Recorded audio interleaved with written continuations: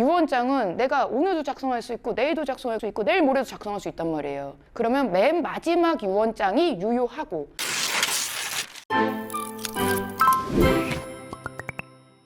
안녕하세요. 여러분의 상속메이트 최혜리 변호사입니다. 오늘의 주제는 자필 유언장 작성법입니다. 어머님이나 아버님들이 찾아오시면 유언공증을 많이 추천드리거든요. 유언공증은 공증인이 있어요. 우리나라의 공증인법에 따라서 이제 변호사들이 대부분 공증을 하긴 하는데, 사망하면 어떻게 누구는 뭐 주고 뭐 주고를 공증인 앞에서 하는 거예요. 증인 2명을 데리고. 그 이유가 상속인들이 덜 싸우게 되기 때문인데요. 그럼에도 불구하고 아주 가끔은 그 유언 공증하시는 걸 두려워하시는 분들이 계세요. 내가 유언 공증한 거를 자식들이 알고 나를 괴롭히면 어떠냐, 이러시는 분들이 계시거든요.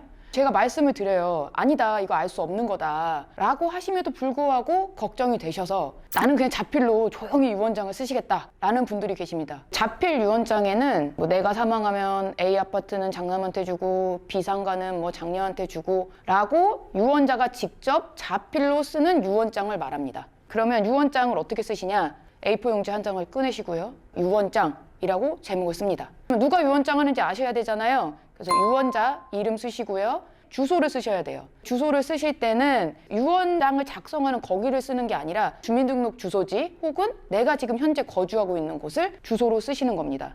이때 사실은 쓸 필요가 없어요, 주민번호 같은 건. 그럼에도 불구하고 유언장의 유효 여부가 많이 문제가 되니까 주민번호를 쓰시는 것을 추천드리곤 합니다. 유언장의 내용에는 부동산 주소지 당연히 쓰셔야겠죠. 왜냐면 A 부동산은 어디에 주고 B 상가는 누구한테 주고 이렇게 해야 되니까, 그때 부동산 주소지는 면적이나 구조 이런 것까지를 정확히 쓰실 필요는 없지만 그래도 특정할 수 있게 무슨 동 땡땡땡 번지에 있는 건물, 아파트 이 정도는 쓰셔야 합니다.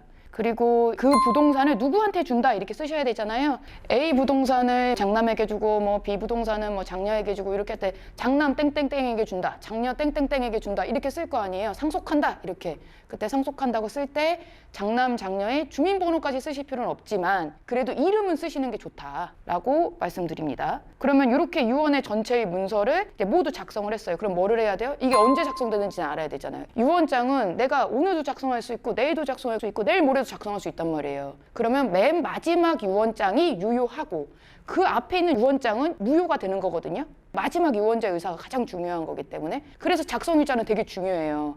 그래서 작성일자를 2021년 몇 월 며칠 이렇게 쓰셔야 돼요. 그럼 이런 거 안 돼. 2000년도 어느 가을날 이렇게 쓰시면 안 된다는 거예요. 시적이시면 안 돼.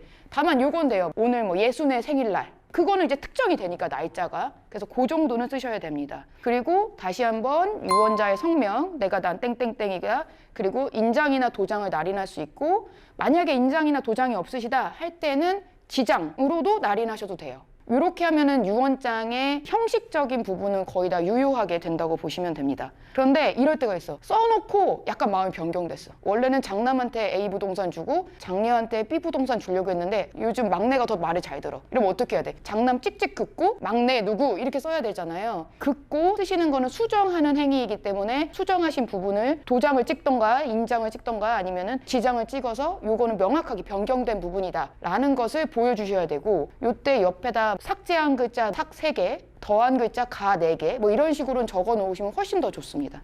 근데 절대 하시면 안 되는 일이 딱 있어요. 뭐냐, 이제 요즘 컴퓨터 많이 쓰잖아요. 한글로 딱 해가지고 프린터해서 딱 도장 찍으면 된다고 생각해. 안 돼요.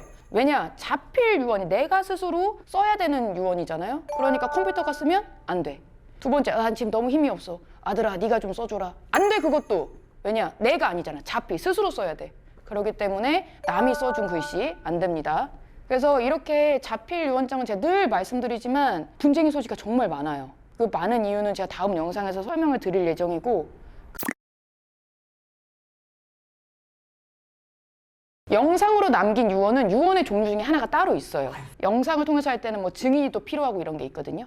근데 지금 이 자필 유언장을 쓰시는 분들은 왜 쓰시는 거냐면, 누가 내가 유언했다는 사실을 지금 몰랐으면 좋겠는 분들이 많이 하시는 거예요. 왜냐면 이럴 수 있거든. 유언을 남긴다는 건 뭐예요? 법정 상속 지분대로 주지 않겠다는 거잖아. 내가 누구한테 하나한테 몰빵하겠다는 거거든요. 장남한테 몰빵했어. 그럼 이제 막내가 와서 아빠는 어떻게 나한테 이럴 수가 있냐, 내가 늦게 태어난 게 죄냐 이럴 수 있잖아요. 그럼 피곤하잖아. 그러니까 조용히 쓰시고 싶은 분들이 하는 게 자필 유언장이에요. 근데 그거 말고 녹음에 의한 유언, 영상도 녹음이거든요. 어쨌든 그런 것들은 다 증인이 필요하거든. 그럼 알게 되잖아요, 남들이. 그런 부분이 문제가 있을 수 있죠.